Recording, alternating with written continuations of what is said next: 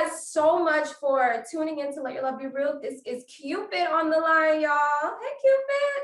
Hey, what's up? Hey. Okay, so we're going to dive right in because I see this new song floating around. Could you please tell us more about Flex? Well, during the pandemic, we had a lot of time to be super creative, and Cupid Shuffle has been like just such a big song, and it continues to be such a big song. But I noticed that there's a new generation and a new wave of kids that's looking for the next new line dance, the next new dance. And then there's this application that was created seemingly it's just like it's was made just for me called TikTok. And all my old dances just started popping up. So I got in the studio. I said, I'm gonna make a line dance song. I ain't gonna put no verses. I ain't gonna put no bridge. I ain't gonna do none of that fancy stuff. We're gonna tell you what to do the whole time. And it's like totally catching fire on all social media platforms. So I do want to ask, when you speak of social media, how did you adjust to TikTok? Believe it or not, TikTok has been like more of a success for the type of music I make than the record companies because now I don't have to like go through the A&R process or the record company process of determining what they think. I just take it straight to the consumer. And it's amazing how like, years ago, making a dance song was just deemed so corny in the music business. Oh, it's just a dance song. And now we got we have the most commanding platform on earth. So now, it's funny just to watch the same people who was talking that kind of stuff, like trying to make TikTok songs now. Like they trying so hard, but that formula has been mastered, through a few of us throughout the years. And now it's like paying dividends. Like it's crazy how much it pays, crazy how much, how just amazing it is. That's so wonderful. So you have experience with being independent and on a record label. So what advice would you give artists of today, and how have those experiences helped you in your career today? Well, it's always good, like for a new artist to get a major situation. It's always good because you get to platforms that certain people can't reach. There's certain gatekeepers in the world where certain, places you kind of can't get in unless you know the who's who. But independently, even when you get a record deal, like now the playing field is so even, you still have to have an independent mindset. And you still got to grind on your own, and there's no magic wand or no one person that's just going to love you so much to where they're going to make you famous in zillions of dollars. Like you got to do it yourself. So for me, I've been independent so long. When I made Cupid Shuffle after 10 years of being independent, then ran with the label, and now independently is like right now it's fun because I can make a song about anything I want. I don't have to hear nobody tell me nothing. And then I can service it to the people and let them decide. Because the hardest part about the labels is they just know so much in their minds, and they just kind of can stitch it, they can kind of like take away from your creativity. But they're a great machine to have. So I don't think the record companies or the music industry was ready for the internet. they stuck. They didn't see it coming. They stuck now. So, okay, switching gears a little bit, you attended Louisiana Lafayette College for college, right? Correct. So Correct. You went there for a track scholarship. That's amazing. So I want to know, how has your athleticism helped your career? Well, I guess step one is just being fit, staying active, being able to perform. It teaches you a sense of discipline because, when you're in athletics, you're only as good as your self-discipline, So even with music, it's times where I got to kind of, force myself to get in the studio, force myself to write and have that type of discipline. But it formed a true sense of discipline for me. And then, of course, the tenacity part, like, when I was an athlete, I didn't like to lose. I was like a huge, huge trash talker anytime I could. So you got to take that type of confidence on stage because, when you get on stage, especially places where like everybody don't know your music, it can be intimidating for people who never been there before. You got the first row of people looking at you like they, they got that attitude, they bougie. So you got to look at them and be able to get through that and try to get them to enjoy your performance. So, those types of things is what built who I am because, it's not too many things I can do great in life, but performing, your people in Duval, I'm sure they told you, I don't play. I don't care who you are. If I'm on stage, I'm gonna make them so tired. By the time they get to you, they're gonna be ready to go. And that's how I've lived that's how I've been able to stay, relevant for so long and constantly booked, is because people know when they come to see me perform, it's gonna be a party.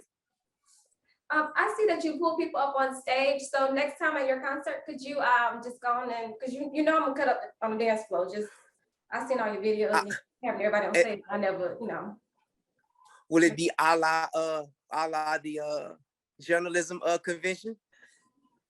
Yes. Okay. Well, do you want to share? We're going way back. Like, do you want to share a little bit of that story? Yeah. I was out in it's New Orleans. Oh, and without I San popped up. Diego. Nope, it was San San Diego. Diego. San Diego was the first one. The one was San Diego was the first, was the big Okay. one. And we out there. I'm just chilling, performing. I forgot who Disney had brought me out there. And I'm on the floor and I'm looking around. I'm like, wait, what? Hey, what up? And the next thing you know, we clicked up, and then it's like, I mean, it's just been like, we've been tight ever since. And that's been, that's been cool to see your journey, and like how much you've grown from that to like all up in Cali and doing big things. So that's awesome. And you was trying not to be, because I know y'all was at work, but the Duval came out. Oh my Google. So Jacksonville, Florida. all day, every day. So diving back in. So congratulations, you went back to be the Grand Marshal at the Homecoming Parade at Yes. Lafayette, Louisiana. Okay, so what were your life plans when you started college? Like, was your path always going to be like music, or something along those lines? Like, did you like see music at all? No, honestly, I wanted to be a coach. I coach like little league sports now. I mean, that's something that I just truly enjoy doing. And I want to just be a PE coach, and just work with kids. I love sports. I love football. I love track. I love basketball. So I do that now in my spare time, to kind of fill that void. But that's what I've been doing. I mean, I probably would have still been playing at church, probably gigging on the weekends with a band, because music is in my soul. I'm just fortunate and just blessed that I was able to create something so big and so timeless that is, allow me to just do music now, just full time. And it's really a good place to be in. But I still feel that void by coaching little league sports and working in the local parks and rec. That's wonderful. So next question in regards to church, is that where you started singing, or like what was the church influence in your career? Yeah. Started singing in church. I mean, as an athlete, singing wasn't cool. I mean, nobody really wanted to sing like that. And then my parents was, you go sing in church, and my cousins could never really hit the notes, but I could.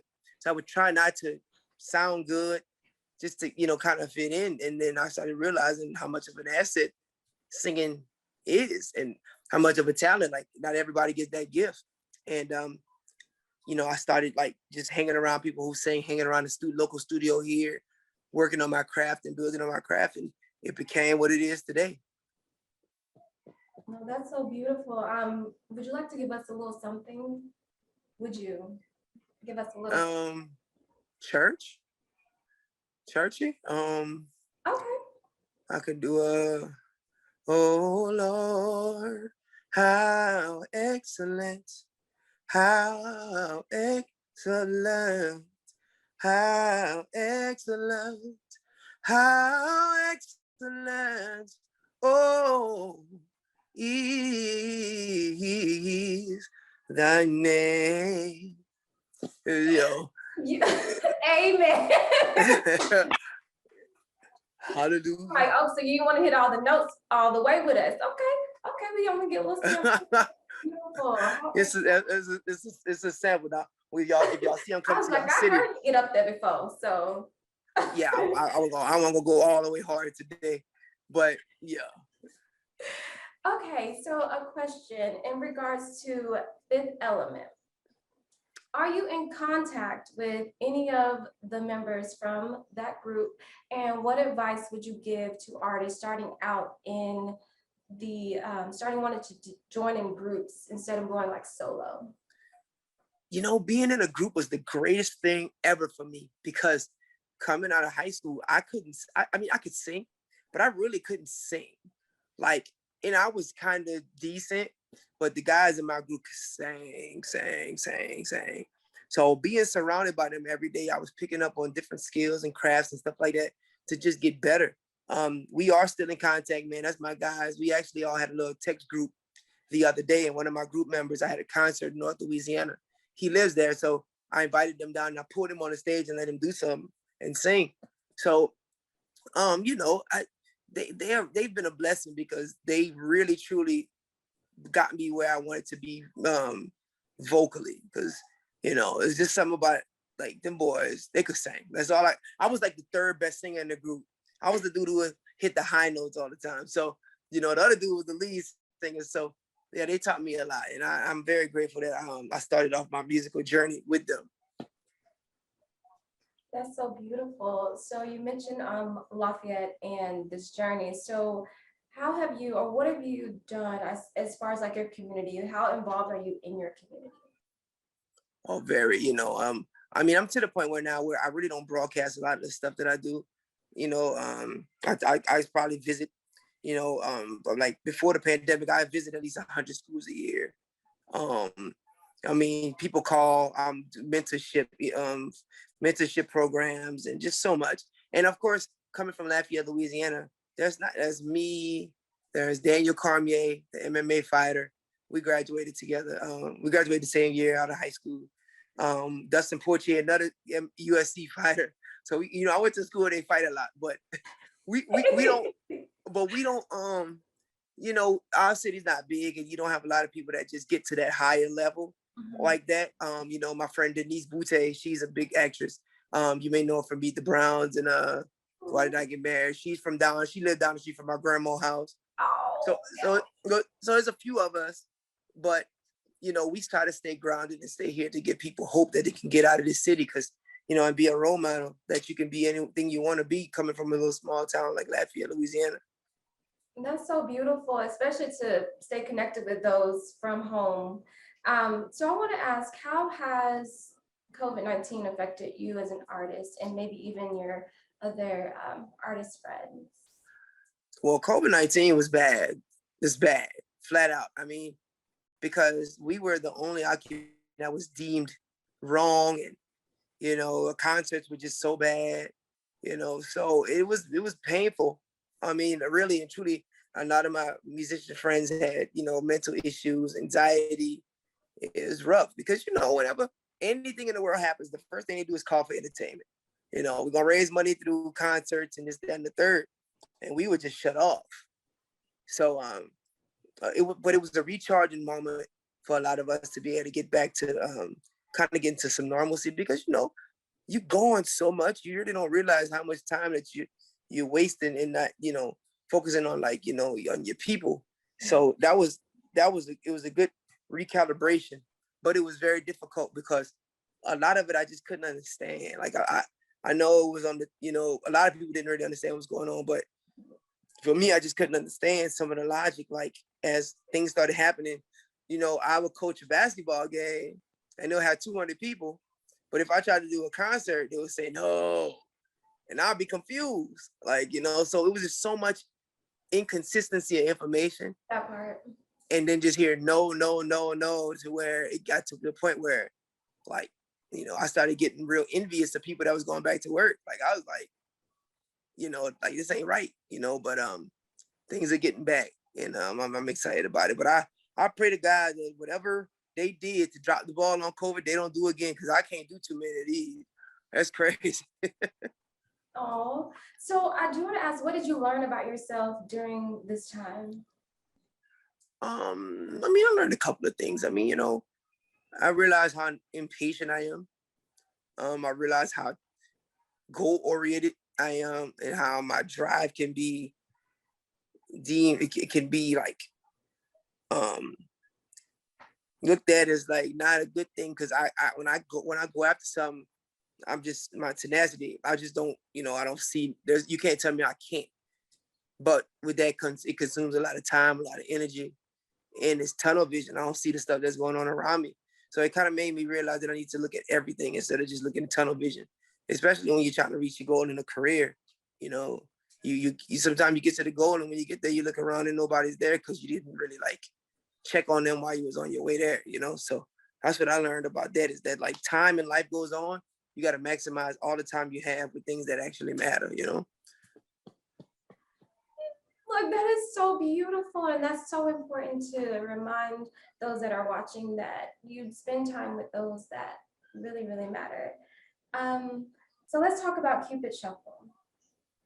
Cupid Shuffle has seen new life lately, both through a re-imaging on TikTok, but also as a thing that has connected people at Black Lives Matter events. And during 2020, like so many of us, you were impacted by the life and death of George Floyd and removed to record What's Wrong USA. How have those events affected you as an artist and as a Black man? I mean, I call it the United Song of America, because the Cupid Shuffle is a song that'll come on and people will forget what's going on. I was pleased to see that it was used in times of conflict where stuff was about to really escalate to a high level, that it brought the situation down. But at the end of the day, that don't bring Mr. Floyd. I actually had a chance to talk to Mr. Floyd, some of his family members. I also knew Alton Sterling, and I, it has to get fixed. I love that my music is a sign of peace and togetherness. But, we can't just have that for like 3 minutes and 33 seconds of the song. After they finish dancing, stuff got to get done. So, I do support, the pushback toward these types of things when stuff isn't handled accordingly, because it has to happen. Like, we in 2021 and we still discussing equal rights. It's like crazy, So I love that my music is a spearhead for peace. And I just hope that somewhere down the line, people kind of get it together and start figuring this thing out. That was so beautiful. Thank you. And yes, your music brings so much peace, so much love, so much joy. So I do have one final question for you. You've traveled the world, the absolute world. What was one of the most impactful events you've been to? Well, when I went to the Middle East, I performed in Bahrain, and I was nervous. It was around the time when the whole ISIS thing was going on, and we were given some insight about the real reality of that. And then we were able to see people who don't even speak English at all, to the right, to the right, to the left, to the left. And not just that, love slide. I'm like, wait a minute, do the love slide. Like, what? Are you serious? So, music is a universal language. And to just be able to travel to the Middle East, Germany, Japan, and have people just respond to the songs and just, know the dances before I even get there. That's what you want. You just want your music to be impactful. Like, some people do it for the hits. They do it for the gold and the chains and the platinum. But for me, it's just like to watch like a mom, dad, and their daughter dance together. Like, for me, that's what it's about. So, when you start to see that in other countries, that's when you really start to tell yourself, like, if it's anybody at your hometown or anybody in your area that's talking bad about you, that is completely obsolete. When you got people all over the country that love you. And that's the biggest thing for me, is just watching. When I did the Middle East, it was amazing. I mean, because you're around people with real life Jaguars in their cars, Lamborghinis that they just running around like dune buggies. I'm like, y'all got money for real. Like, they not, for them to fly me down and take care of and have us do these big concerts out there, it just lets you know that you're doing the right thing. Yeah. Oh, and we love you here at Let Your Love Your Real Talk Show as well. Thank you so much for this beautiful interview, Cupid. It's a pleasure. Oh my. I cannot wait to do the flex dance because I'll be posting on my page and it's going to be on the LIBR show page. But what can we look forward to you and where can we find you? Like, give it to us. Well, on Instagram and TikTok, I'm official New Cupid, and on Twitter, I'm New Cupid. And yeah, like anybody who's watching the show, please go on my page, learn how to do flex, and send me the video. I will repost it. I appreciate the love, and I'm just hoping that flex can just get up there like Cupid Shuffle. Well, I can't wait to join the stage with you, but thank you so much. And we will talk It's all to good. you soon. Make sure you guys follow New Cupid, follow Cupid, Twitter, social medias, Instagram, everything. You are everything. So thank you so much for your love and letting your love be real. We'll talk to you. Thank you, my friend. Thank you.